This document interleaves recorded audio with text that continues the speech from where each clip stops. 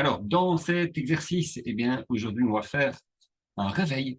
Mais vous allez voir qu'il y a plein de manières de faire des réveils, de la version la plus simple, la plus minimaliste, on va dire, jusqu'à une version plus élaborée ou en tout cas plus sympa à utiliser. Alors évidemment, le grand enjeu du réveil, eh bien, c'est de faire un cercle plus ou moins rond. Vous voyez que le mien, il n'est pas parfait. Et en fait, on s'en fout parce qu'en stage shooting, on cherche pas la perfection. On cherche juste à transmettre des idées de manière visuelle. Et donc, voilà, il faut lâcher prise. Ça fait partie du processus. Alors, dans sa version la plus simple, évidemment, le réveil, moi, je vous conseille de faire votre cercle et puis, en tout cas, au moins de mettre quatre lignes ici pour représenter les œuvres. Alors, on pourra en mettre plus après, on va voir qu'il y a moyen, mais on va rester assez simple pour le moment. Alors, ce que je vous conseille de faire, c'est de toujours dessiner au centre un cercle avant de mettre les aiguilles. Vous pouvez noircir le cercle si vous voulez, mais c'est mieux de le faire au centre directement, parce que si vous faites d'abord les aiguilles, vous risquez de ne pas taper juste dans le centre de l'horloge, et ça, c'est ça qui va faire que c'est quand même joli et réaliste. Alors, regardez, je pourrais mettre la grande aiguille à la verticale à hauteur de midi. Mais regardez, si je fais ça, c'est un peu bizarre parce que ma ligne va toucher l'indication de l'heure. Donc ça, je trouve pas ça génial. Même si je l'épaissis, ça va pas très bien donner. Donc, j'aurais plutôt tendance à dessiner la grande aiguille légèrement en décalage par rapport à l'heure, voire même carrément en décalage. On va même imaginer en fait qu'elle est sur, on va dire, cinq minutes pour que ce soit vraiment en décalage. Alors, l'heure des minutes, l'aiguille des minutes, on pourrait la mettre à l'horizontale sur 15 heures ou 3 heures, par exemple, mais en général, je vais plutôt la mettre comme ça. Alors, je sais pas pourquoi, mais je trouve que cette configuration-là, elle est pas mal. Il y a aussi une direction vers la droite, donc ça donne peut-être un effet un peu de dynamique. Donc là, on est sur la version la plus simple, on va dire, de l'horloge, et on va voir comment on peut l'aménager un petit peu pour que ce soit plus sympa. Alors, de mon côté, euh, je vais simplement la dupliquer pour qu'on gagne un petit peu de temps. Voilà, je vais tout simplement dupliquer. Vous pouvez le refaire de votre côté, ça vous exercera pour faire le réveil de base.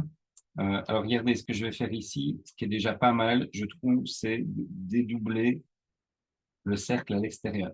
Ou vous pouvez le faire de l'intérieur, hein, si c'est le démarrage de votre horloge.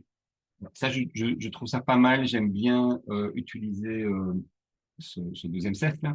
Euh, Ce qui donne pas mal aussi, et j'en ai parlé tout à l'heure, eh bien, c'est de refaire, je vais l'agrandir un peu, c'est de faire les minutes, toutes les 5 minutes. On ne fait pas une horloge avec toutes les minutes, hein, ça n'a aucun intérêt. Par contre, si vous voulez faire par 5 minutes, ce que je vous conseille, c'est de commencer comme on a commencé, faire les quatre premières heures, et puis ajouter chaque fois des tiers, donc chaque quart, je le divise en deux et chaque fois, alors je me retrouve avec une horloge un peu plus complète. Et vous avez vu que ces petites lignes, je les fais un peu plus petites que les quatre grands axes. Comme ça, voilà, ça donne une petite différence. Ça n'est pas absolument indispensable. Ce qui est bien aussi, je trouve, dans le réveil, c'est de dessiner, alors à l'ancienne, hein, mais on a toujours ça dans notre euh, imaginaire collectif, j'ai envie de dire ça comme ça. Donc, c'est un peu le bon vieux réveil avec les dring-dring sur les côtés. Et puis, on va dessiner les pieds. Voilà. Donc là, on est vraiment dans du grand euh, imaginaire collectif. Voilà un peu nos références culturelles par rapport au réveil, même si aujourd'hui, je pense qu'il n'y a plus personne qui a ce genre de réveil. Mais quand même, on peut toujours, on voit toujours bien de quoi il s'agit. Alors, ce qui est pas mal pour ajouter encore un effet hyper visuel, c'est de faire ceci. Donc, je pourrais, par exemple, écrire ici,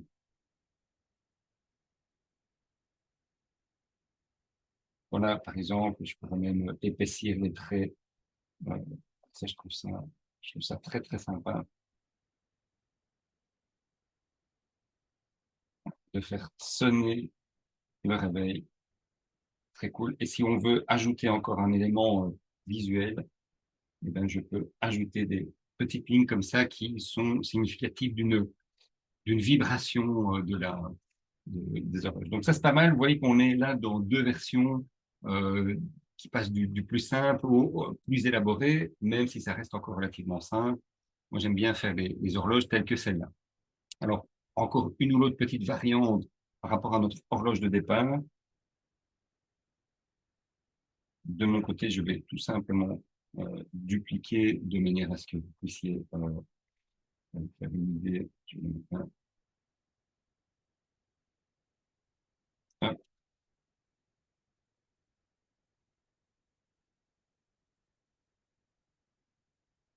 voilà. Et sur cette version-ci, ben, regardez, autour de mon horloge, je peux tout simplement venir dessiner un carré. C'est pas une grande différence, mais je trouve que c'est pas mal. Ça ajoute un petit effet particulier. Troisième version, aussi assez ancien style, mais qui marche, je trouve, pas mal aussi. Alors, je duplique, mais pour le coup, je vais faire ça un peu plus petit. Voilà, parce que celle-ci, en fait, ce que je voudrais en faire, c'est plutôt, voilà, je la réduis un petit peu parce que celle-ci, je voudrais en faire une horloge un peu vieux style, vous savez, comme on a sur les étagères ou les cheminées de grand-mère.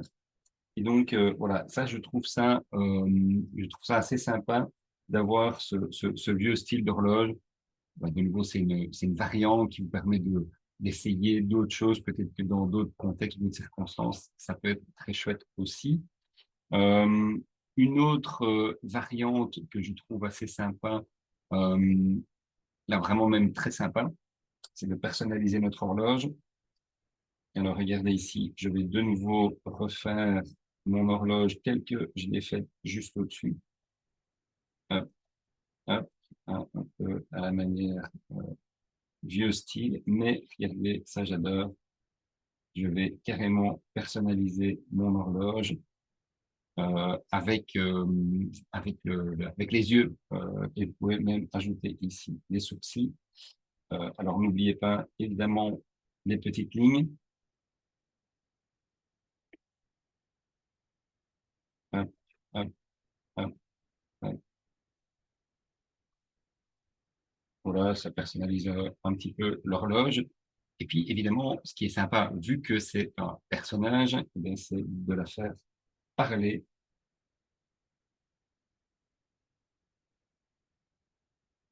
Et là, ben, vous le laissez comme ça à côté, ou alors on utilise carrément la bulle comme dans les bandes dessinées. Voilà encore une autre idée, et peut-être dans la version un petit peu plus moderne, on pourrait aussi envisager ceci, c'est faire alors plutôt un réveil digital. Alors on va dessiner peut-être les petits boutons comme ça qu'on a juste au-dessus. On va faire le cadre à l'intérieur avec les boutons, enfin le cadran digital. Et là, on va écrire l'heure, puisque on est alors du coup plus du tout avec des aiguilles, mais avec un cadran digital. Et bien entendu, si vous voulez, mais ça n'est pas le plus représentatif en fait du réveil, mais néanmoins, on peut quand même dessiner son téléphone portable. De nouveau, même principe avec l'horloge dedans, parce que, bah, évidemment, aujourd'hui, on va peut-être davantage utiliser son smartphone comme réveil, en fait, plutôt qu'un bon vieux réveil. Donc voilà quelques idées originales pour dessiner une horloge, un réveil en tout cas, que vous pouvez utiliser dans vos pictos.